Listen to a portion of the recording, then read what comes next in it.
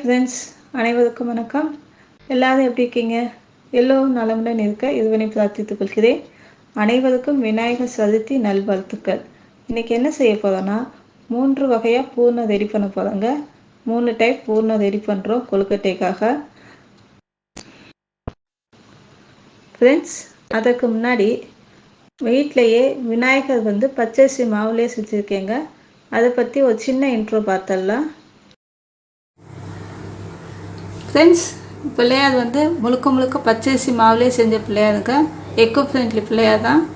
இது பார்த்தீங்கன்னா ஆரஞ்சு கலருக்கு நான் கேரட் ஜூஸ் யூஸ் பண்ணியிருக்கேன்.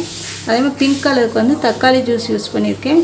ஃபுல்லாக பிள்ளையாரோட பாடி எல்லாமே கலர் நான் குங்குமப்பூ இருக்கு இல்லையா, அதை பாலில் கலந்து அதை மிக்ஸ் பண்ணி நான் செஞ்சுருக்கேன். அதே மாதிரி ப்ரௌன் கலருக்கு இன்ஸ்டன்ட் காஃபி தூள் இருக்குல்ல, அதில் நான் செஞ்சுருக்கேன். Full and full eco friendly பிள்ளையாருங்க.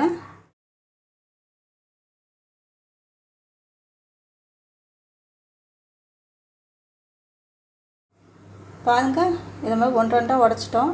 அதுவே கொஞ்சம் நல்லா அரைஞ்சிருச்சு. இப்போ இதை எடுத்து வச்சிடலாம். வெல்லம் எடுத்திருக்கேன். நான் கடலை பருப்புக்கு 3/4 பங்கு தான் வெல்லம் எடுத்திருக்கேன். உங்களுக்கு வேணும்னா 1 பங்கு கூட நீங்கள் ஸ்வீட் நிறையா சாப்பிடுவீங்கன்னா 1 பங்கு போட்டுக்கலாம், ஈக்குவலாக போட்டுக்கலாம். நான் 3/4 பங்கு எடுத்திருக்கேன். இப்போ தண்ணி ஊற்றிக்கலாங்க. தண்ணி ஊற்றி கரைச்சிக்கலாங்க வெல்லத்தை.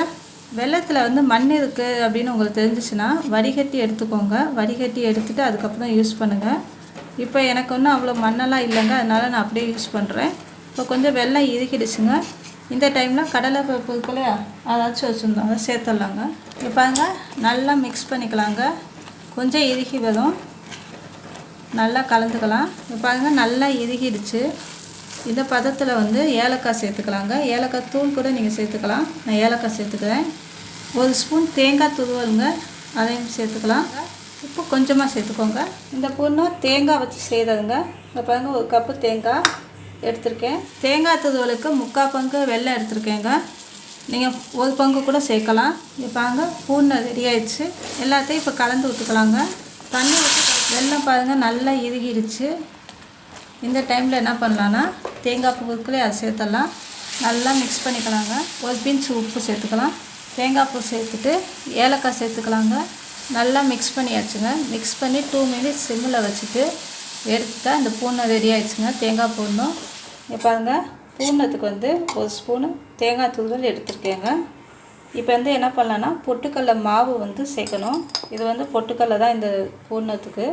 பொட்டுக்கடலை மாவு சேர்த்துக்கலாங்க. வெல்லம் பாருங்கள், வெல்லம் தூள் பண்ணி வச்சுருக்கேன். இதில் நான் 2 ஸ்பூன் தாங்க சேர்ப்பேன். உங்களுக்கு இனிப்பு நிறையா சாப்பிட்டீங்கன்னா நீங்கள் ஈக்குவலாக 3 ஸ்பூன் சேர்த்துக்கலாம்.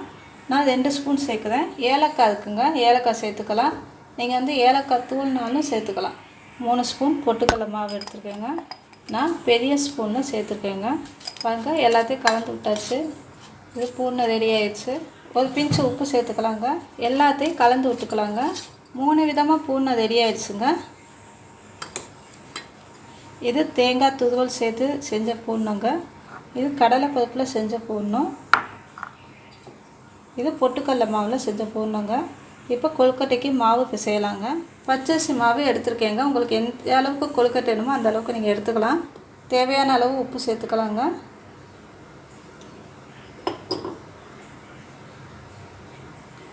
இப்போ தண்ணி சேர்த்துக்கலாங்க. இது தண்ணி சுடுதண்ணி தாங்க, ஊற்றி பிசைஞ்சுக்கலாம். மாவு பிசைஞ்சாச்சுங்க. இப்போ பூர்ணம் வச்சு நம்ம கொழுக்கட்டை ரெடி பண்ணிடலாம். அதுக்கு நல்லா ரவுண்டாக எடுத்துக்கணுங்க மாவு. பாருங்கள், மாவு எடுத்துக்கலாங்க. கையில் கொஞ்சம் நீங்கள் எண்ணெய் கூட தடவிக்கலாம். நல்லா இந்த மாதிரி தட்டிக்கோங்க. பூர்ணம் இருக்குங்களே, இதை பூர்ணம் வச்சுக்கோங்களா. பூர்ணம் வச்சு நல்லா ஃபோல்ட் பண்ணிக்கலாங்க. இப்போ இதை நல்லா மடக்கிக்கலாங்க. பாருங்கள், செஞ்சாச்சு. இது ஒரு டைப் கொழுக்கட்டை வச்சாச்சுங்க. இப்போ பாருங்கள், அடுத்து மாவில் தேங்காய் பூர்ணம் வச்சு கொழுக்கட்டை பண்ணிடலாம். தேங்காய் பூர்ணம் வச்சுங்க. தேங்காய் பூர்ணம் வச்சு இதை ஃபோல்ட் பண்ணிக்கலாங்க. பாருங்க, கொழுக்கட்டை ரெடி ஆயிடுச்சு. 3ஆவதுங்க, பொட்டுக்கடலை மாவில் போட்டுக்கோம் இல்லையா, அந்த பூர்ணம் செஞ்சு வைப்போம் இல்லையா, அதை சேர்த்துடலாங்க. செஞ்சு கொழுக்கட்டை ரெடி பண்ணிக்கலாம். பாருங்க, கொழுக்கட்டை ரெடி ஆயிடுச்சு. 3 பூர்ணத்தோடு செஞ்சது கொழுக்கட்டை ரெடி ஆயிடுச்சுங்க.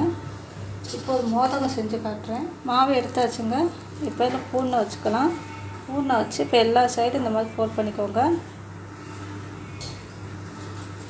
ஃபோல்ட் பண்ணிவிட்டு லாஸ்ட்டாக அப்படி க்ளோஸ்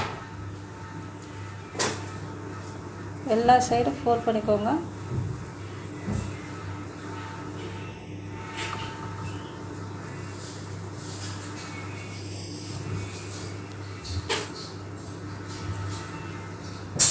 பாருங்க, லாஸ்ட்டாக மோதகம் ரெடி ஆயிடுச்சு.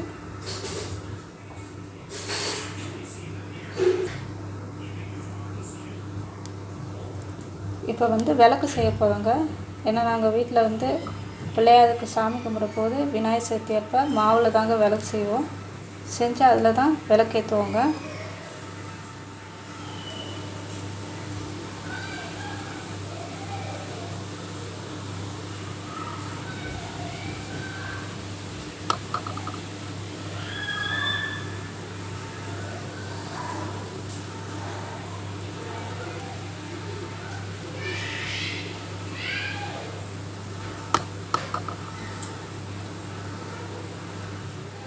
பாருங்க, பகல் விளக்கு மாதிரி ரெடி ஆயிடுச்சு.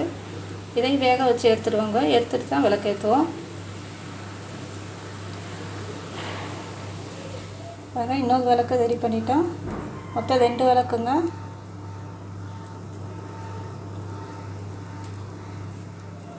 இப்போ இட்லி இதில் வச்சு நான் வேக வச்சிடுறேங்க.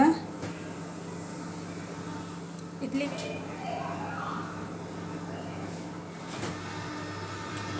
கொழுக்கட்டையை வேக வச்சு எடுத்தாச்சுங்க. இதை பாருங்க, நல்லா வெந்துடுச்சுங்க. விநாயகர் வாகனங்க ரெடி பண்ணியிருக்கேன். பச்சரிசி மாவுலே தான் ரெடி பண்ணியிருக்கேன். இது ஒரு சாஸ்திரத்துக்காக நம்ம வந்து பிள்ளையார்கிட்ட வைப்போம். இப்போயும் இதை வச்சிடலாம்.